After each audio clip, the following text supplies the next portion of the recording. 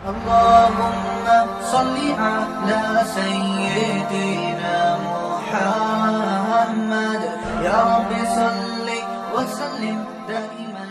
الحمد لله رب العالمين والصلاة والسلام على رحمة للعالمين وعلى آله وصحبه أجمعين وبعد. يقول الله عز وجل: أعوذ بالله من الشيطان الرجيم بسم الله الرحمن الرحيم وما أرسلناك إلا رحمة للعالمين. سامعین و ناظرین، ہم جناب رسول اللہ صلی اللہ علیہ وسلم کی طرف منسوب اشیاء، ان سے اصحاب رسول، تابعین، اتباع تابعین اور جامعین سنن و صحاح اور جامعین شمائل و سیرت، ان کی محبت کے ذکر میں یہ بتا رہے تھے کہ جو انگوٹھی مبارک جناب رسول اللہ کی طرف منسوب تھی کہ جس سے آپ اپنے دعوتی خطوط پہ مہر ثبت فرمایا کرتے تھے، اس کے بارے میں ایک سلسلہ ہم نے شروع کیا تھا۔ تو وہ دعوتی خطوط جو جناب نبی کریم صلی اللہ علیہ وسلم ہادی عالمین نے مختلف حکام، رؤساء اور ملوک کو لکھے تھے، تو پہلا ایک خط کسریٰ کے نام تھا جس کا ذکر ہم کر چکے، دوسرا خط قیصر کے نام تھا جس کا عربی متن ہم نے ذکر کیا تھا۔ اب آج ہم اس کا اردو ترجمہ پیش کریں گے اور دونوں خطوں کے مضمون کے مابین تھوڑا سا مقارنہ کریں گے کہ ایک داعی کو کس طرح اپنے مخاطب کے احوال کی رعایت رکھنی چاہیے۔ تو کسریٰ کے خط میں ہم یہ پاتے ہیں کہ چونکہ کوئی قدر مشترک نہیں تھی اسلام اور آگ کے پجاریوں میں، نہ کوئی رسالت، نہ نبوت، نہ کتاب، تو اس کو آپ نے جو مختصر خط لکھا تھا اس میں کسی مشترکہ قدر کا ذکر نہیں تھا، صرف اس کو اپنی رسالت عامہ کی خبر دی اور اسے اپنی اطاعت قبول کرنے پر بشارت اور انکار کرنے پر نظارت پر ہی آپ نے اکتفا فرمایا۔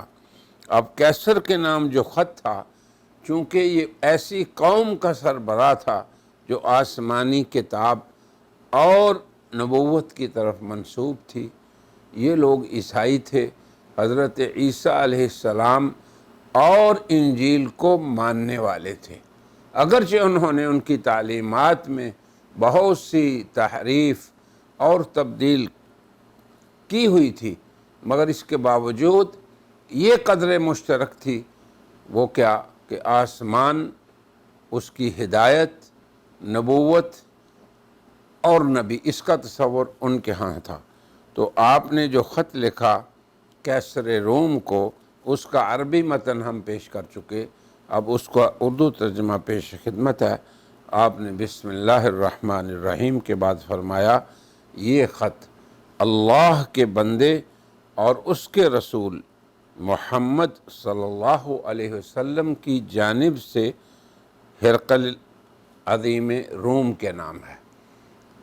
اب ہرقل کو آپ نے عظیم روم فرمایا اور آگے فرمایا، اس شخص پر سلامتی ہو جو ہدایت کی پیروی کرے، تم اسلام لاؤ سالم رہو گے۔ اسلام لاؤ تو تمہیں تمہارا رب دوہرا اجر دے گا۔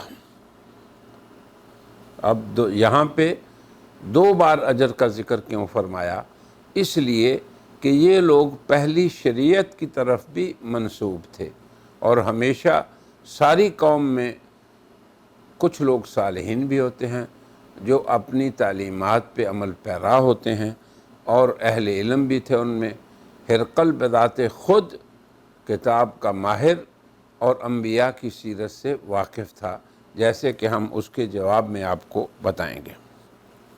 پھر آپ نے یہ لکھا کہ اگر تم روگردانی کرو گے تو تم پر ریسیین یعنی جو تمہاری رعایا ہے ان کا بھی گناہ ہوگا۔ اب آپ یہ دیکھیں کہ اس عظیم کو آپ نے اپنی قوم کی ہدایت و ضلال اس کی ذمہ داری اس کا ذمہ دار ٹھہرایا۔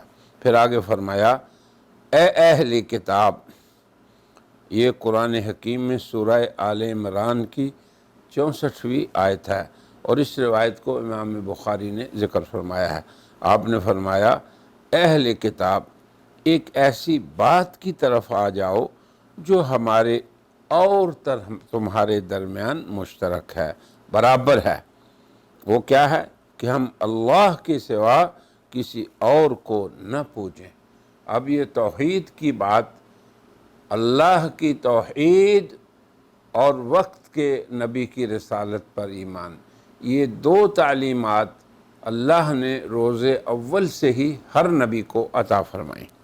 پھر آگے آپ نے فرمایا اپنے خط میں کہ ہم اس کے ساتھ یعنی اللہ کے ساتھ کسی چیز کو شریک نہ کریں، اور اللہ کے بجائے ہمارے بعض لوگ بعض کو رب نہ بنائیں۔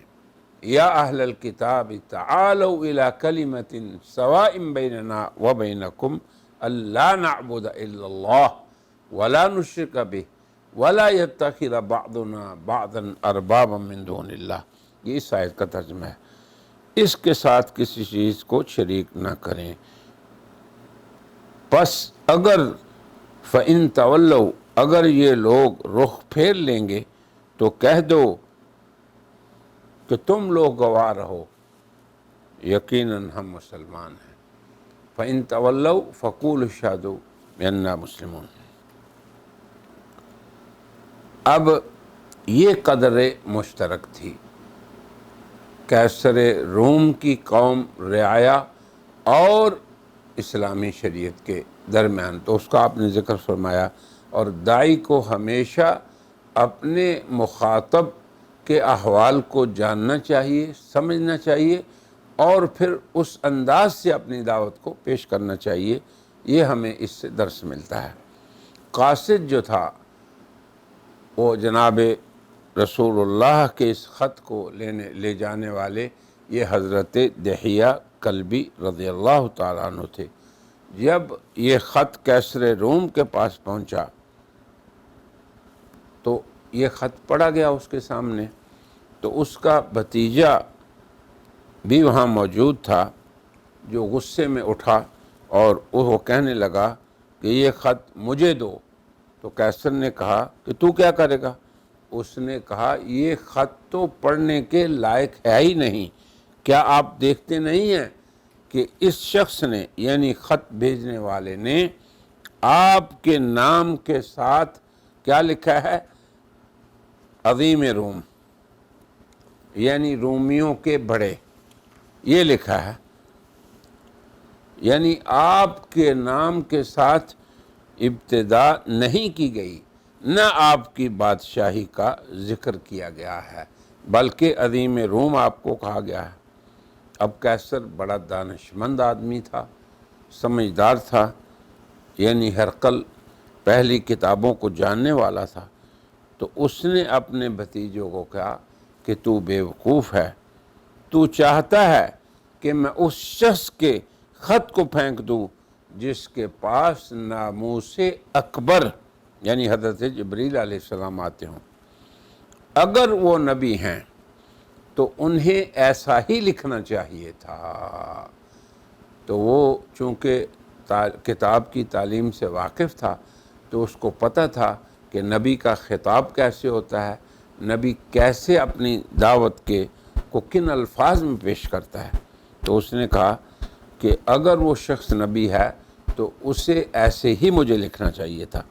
اس کے بعد کیسر نے حضرت دحیہ کلبی کا اکرام کیا، احترام کیا، عزت سے ٹھہرایا، اور واپسی پر ارکان سلطنت کو جمع کیا اور وزراء، امراء اور جو اس کے نائبین تھے ان سب کو جمع کرنے کے بعد کہا کہ اگر تم اپنے ملک کی ہمیشہ کے لیے بقا چاہتے ہو اور اپنے ملک کی اور بادشاہت کی تم دوام چاہتے ہو تو پھر تمہیں میں ایک ایسی بات کی طرف متوجہ کرتا ہوں جو سراسر خیر ہے اور اس میں تمہاری فلاح ہے اور اسی میں تمہارے ملک کی بقا بھی ہے۔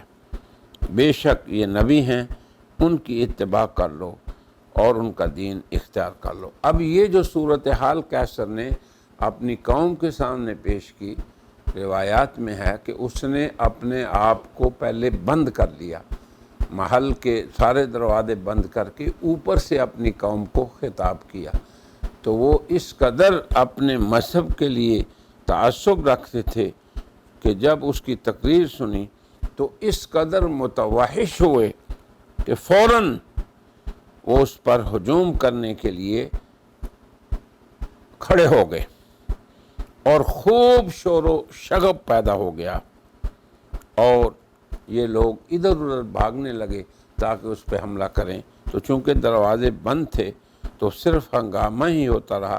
اس کے بعد اس نے کیا کیا؟ اس نے کہا تم سب چپ ہو جاؤ، میں تو یہ تمہیں آزمائش اور امتحان لے رہا تھا تمہارا کہ تم اپنے دین پہ کس قدر پختہ ہو، اب مجھے اندازہ ہو گیا ہے کہ تم اپنے دین پہ پکے ہو۔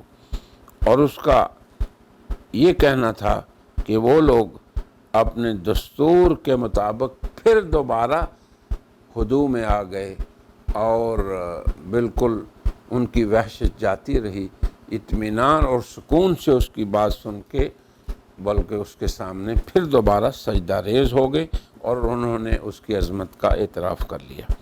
ایک تو یہ بھی قصہ ہے، جو مکالمہ قیصر روم یعنی ہرقل اور مکہ مکرمہ کے تجارتی وفد کے قائد ابو سفیان کے درمیان ہوا، انشاءاللہ اسے ہم آئندہ حلقے میں بیان کریں گے، اور آج اس پہ اتفاق کرتے ہیں۔